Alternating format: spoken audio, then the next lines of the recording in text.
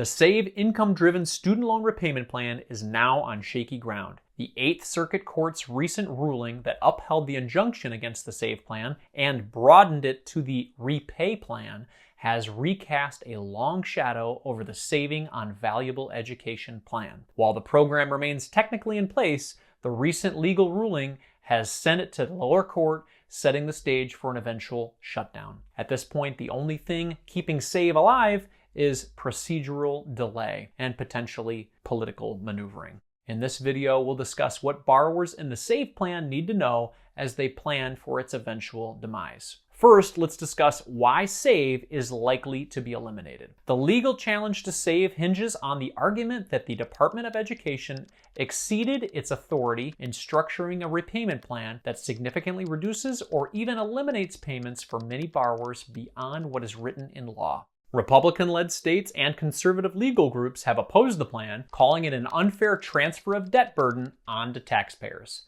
Though the program remains in limbo, the outcome is becoming clear after the opinions in the appeals court decision. The courts are likely to rule against SAVE. Specifically, the appeals court said the Department of Education likely overstepped its authority by using income contingent repayment as the backbone of SAVE. The court highlighted that the Secretary of Education does not have the authority to grant student loan forgiveness through an ICR plan. Specifically, it said ICR plans were designed for loan repayment, not forgiveness. We believe this is still an open-ended question, though the courts may disagree. However, the lower court is likely to use much of the argument provided by the Eighth Circuit Court, thereby ensuring that SAVE will likely be blocked permanently. If Biden was still president, it's likely his administration would appeal the rulings all the way to the Supreme Court. However, it's unlikely the Trump administration would do any appeal. But there's a twist. Republican lawmakers may want the program to stay in place just long enough to be repealed through legislative action. Under budget reconciliation rules, ending the SAVE plan could be counted as a cost-saving measure, allowing Congress to claim over $127 billion in projected savings over the next decade.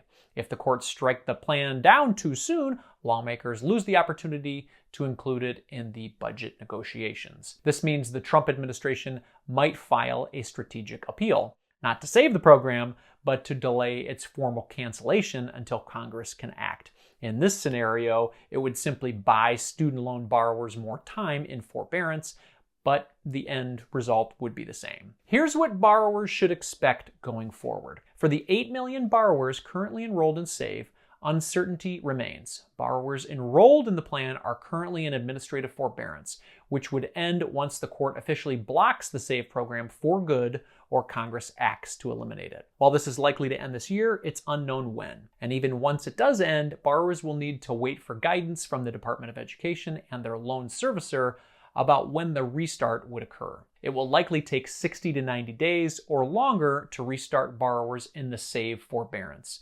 There will also need to be rules made to reassign borrowers to other repayment plans. In the meantime, borrowers should begin considering alternative repayment plans and preparing for potential changes.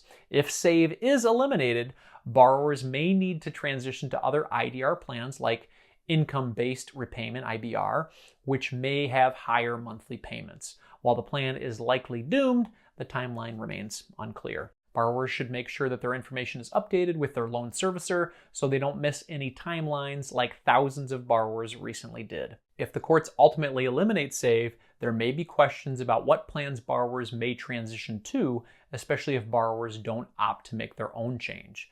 This will need to be decided and implemented and may take time. The fate of SAVE underscores the current volatility of student loan policy, especially with the new administration looking to scale back the scope of government. Borrowers should know that no action is required today, but they need to be reviewing their options and preparing for a future without SAVE.